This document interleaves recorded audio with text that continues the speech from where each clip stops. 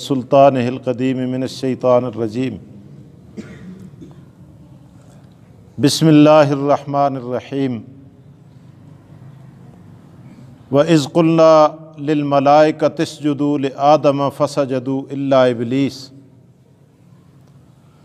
أَبَى وَاسْتَكْبَرَ وَكَانَ مِنَ الْكَافِرِينَ وَقُلْنَا يَا آدَمُ اسْكُنْ أَنْتَ وَزَوْجُكَ الْجَنَّةَ وَكُلَا مِنْهَا رَغَدًا حَيْثُ شِئْتُمَا وَلَا تَقْرَبَا هَٰذِهِ الشَّجَرَةَ فَتَكُونَا مِنَ الظَّالِمِينَ فَأَزَلَّهُمَا الشَّيْطَانُ عَنْهَا فَأَخْرَجَهُمَا مِمَّا كَانَا فِيهِ وَقُلْنَا اهْبِطُوا بَعْضُكُمْ لِبَعْضٍ عَدُوٌّ وَلَكُمْ فِي الْأَرْضِ مُسْتَقَرٌّ وَمَتَاعٌ إِلَىٰ حِينٍ فَتَلَقَّىٰ آدَمُ مِن رَّبِّهِ كَلِمَاتٍ فَتَابَ عَلَيْهِ إِنَّهُ هُوَ التَّوَّابُ الرَّحِيمُ صدق اللہ العظیم۔ وَإِذْ قُلْنَا لِلْمَلَائِكَةِ اسْجُدُوا لِآدَمَ، اور جب کہا ہم نے فرشتوں کو سجدہ کرو آدم کو، فَسَجَدُوا، پس انہوں نے سجدہ کیا، الا ابلیس، سوائے ابلیس کے، شیطان کے، ابا، اس نے انکار کیا، واستکبر،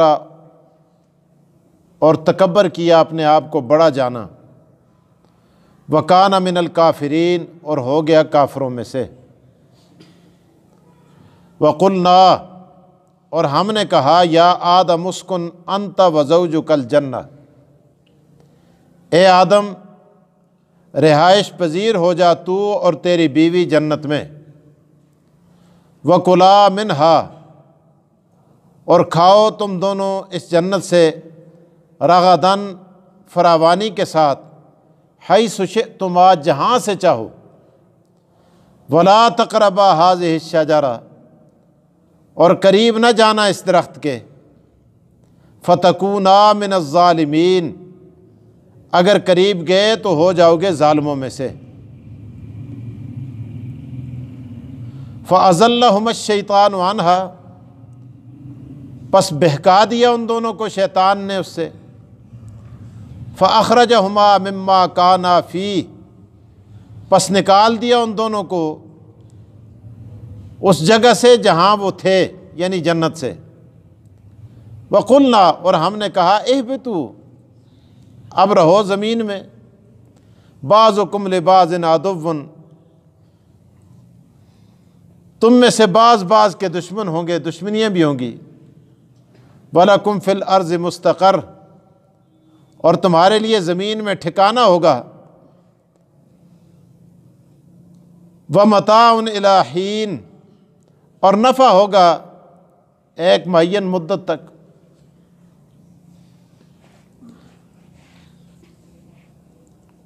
قرآن کریم کی آیات کا ترجمہ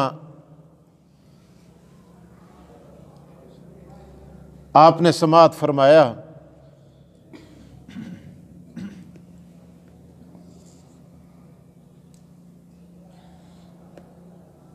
حضرت آدم علیہ السلام کی برتری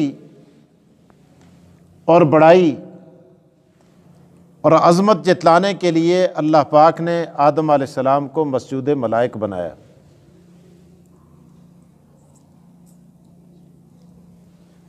آپ سنتے رہتے ہیں، سن چکے ہیں،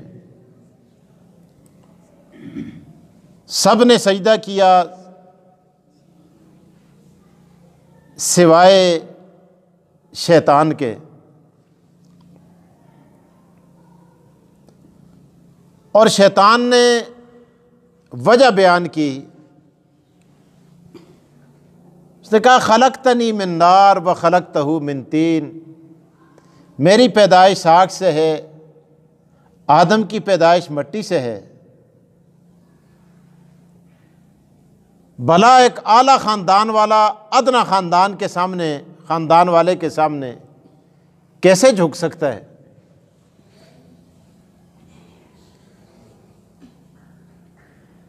بات اس کی معقول تھی، لیکن اللہ تعالیٰ یہ بتانا چاہ رہے ہیں، آپ دیکھیں ابتدا میں کہ جب میرا حکم سامنے آ جائے تو پھر آپ نے اپنے عقل کو نہیں لڑانا، اپنے فلسفے کو، اپنے عقل کو، اپنی سوچ کو، اپنی سمجھ کو بالائے طاق رکھ کر میرے حکم کی تعمیل کرنی ہے۔ اب اللہ فرماتے ہیں میں نے حکم دے دیا سجدہ کرو، بس بات ختم۔ اب یہاں منطق لڑانے کی کیا ضرورت ہے کہ جی میرا خاندان اعلیٰ ہے، میرا قبیلہ اعلیٰ ہے، میری قوم اعلیٰ ہے، میں آدم کے سامنے کیسے جھکوں؟ ٹھیک ہے، یہ ساری چیزیں اپنی جگہ مسلمہ ہیں، لیکن اللہ تبارک و تعالی جس کے ہم بندے ہیں، غلام ہیں، اس کا حکم ساری چیزوں سے اعلیٰ ہے۔ وہ ہمارے خاندانوں سے بھی اعلیٰ، ہماری شخصیات سے بھی اعلیٰ، ہماری عزت سے بھی اعلیٰ، ہمارے مقام اور مرتبے سے بھی اعلیٰ۔ سب سے بڑی چیز یہ ہے کہ اللہ کے حکم کو ماننا، بس بات ختم۔ آج بھی بعض لوگ احکامات، شریعت کے احکامات کے مقابلے میں فلسفے لڑاتے ہیں، اور جی فلاں چیز دکھائی نہیں دیتی، فلاں چیز سنائی نہیں دیتی، فلاں چیز چھونے میں نہیں آتی، اس لیے ہم اس کو نہیں مانتے۔ بھائی جب اللہ کا حکم آ گیا اس کے سامنے سر تسلیم خم کر لو۔ کیا پتہ ہے ہمارے عقل کی وہاں تک رسائی ہے یا نہیں، ہماری آنکھوں کی وہاں تک بینائی ہے کہ نہیں، ہمارے کانوں کی وہاں تک سنوائی ہے کہ نہیں، ہمارے ہاتھوں کی وہاں تک رسائی ہے کہ نہیں۔ ان تمام چیزوں کو بالائے طاق رکھتے ہوئے اللہ تبارک و تعالیٰ نے، اللہ کے رسول نے جو کچھ کہہ دیا، آنکھیں بند کر کے اس کے سامنے سر تسلیم خم کر لو بس۔ اور وہی بندہ آقا کو محبوب ہوتا ہے۔ آپ نے دیکھا محمود و ایاز کا تاریخ کے اندر قصہ لکھا ہوا ہے۔ محمود غزنوی رحمت اللہ تعالی علیہ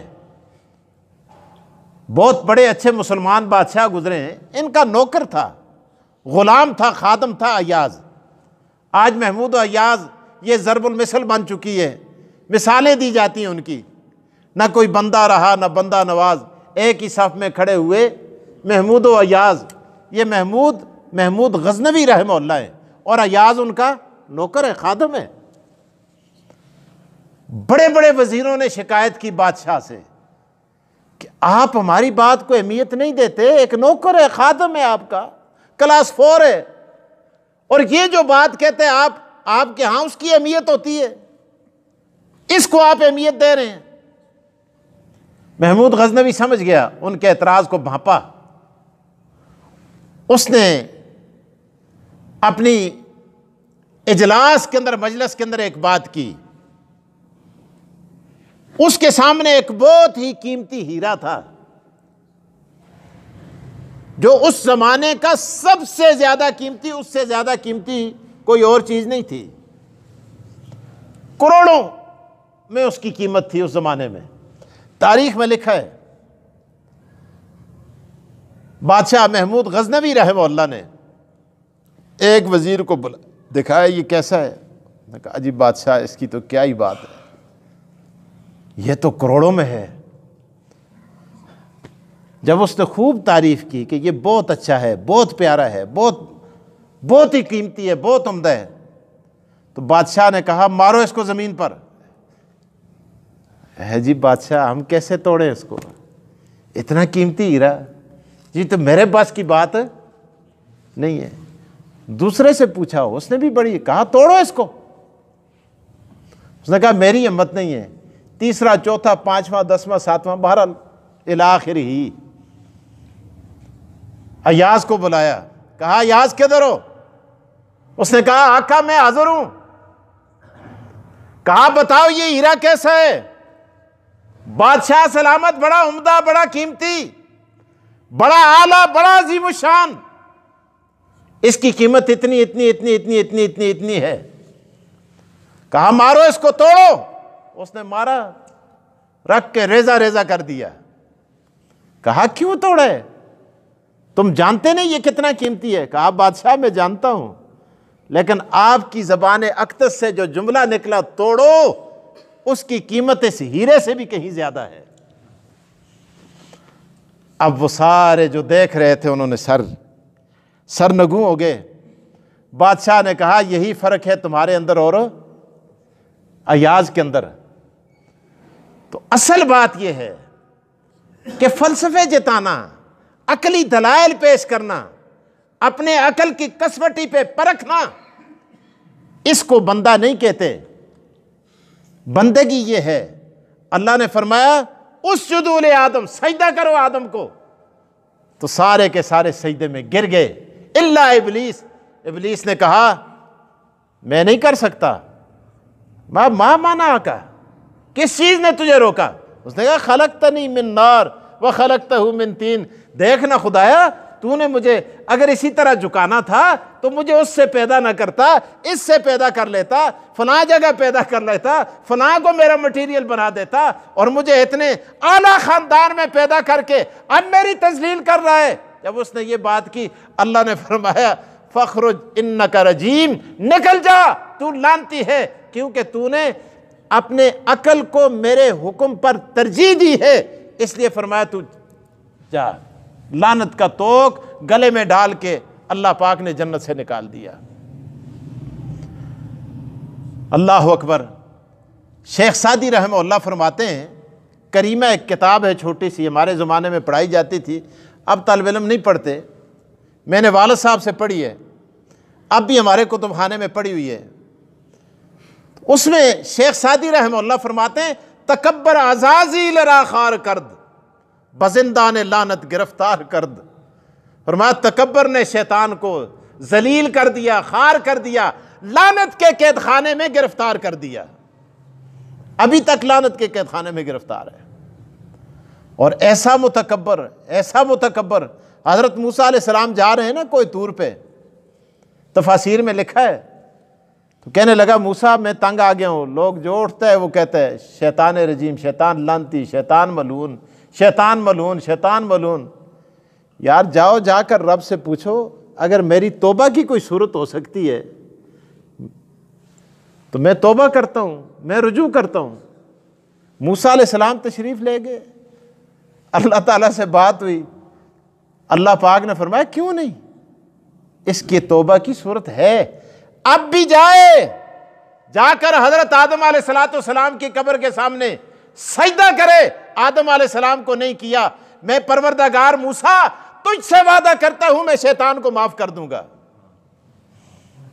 موسیٰ علیہ السلام بڑے خوش ہوئے، راستے میں ملا، کہنے لگا موسیٰ کیا ہوا؟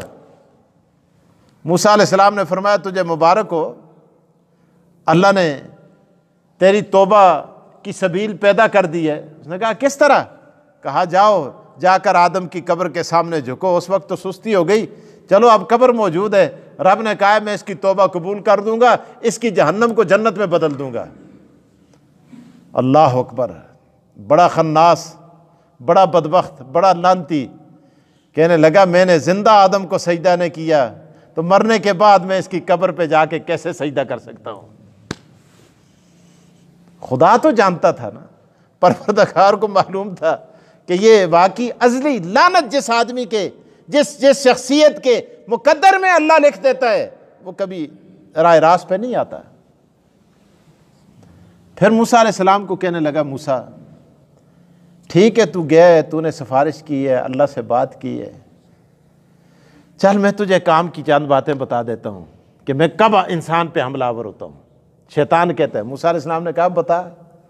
کبھی کبھی ایسے لوگ بھی کام کی بات بتا دیتے ہیں۔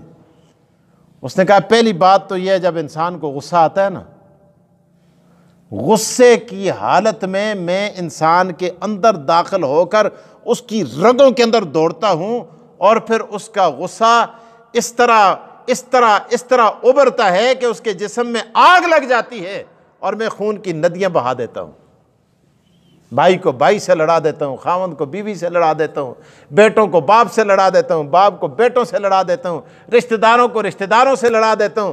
اس وقت بڑا خیال کرنا، میں ایک دم حاضر ہو کر غصے کے انتظار میں ہوتا ہوں، تھوڑا سا غصہ آتا ہے میرا کام بن جاتا ہے جس طرح کہیں آگ لگی ہوئی ہو، آگ پر پیٹرول چھڑکا جائے تو آگ ابھر جاتی ہے، تو میرا اس وقت بڑا کام بن جاتا ہے غصے کے وقت۔ اسی لیے نبی اکرم صلی اللہ علیہ وسلم نے فرمایا جب غصہ آئے تو فوراً وضو کر لو، جب غصہ آئے تو فوراً اعوذ باللہ من الشیطان الرجیم پڑھ لو، جب غصہ آئے ولا حول ولا قوت الا باللہ العلی العظیم پڑھ لو، تاکہ شیطان دور ہو جائے، تمہارا غصہ کہیں فساد بپا نہ کر بیٹھے۔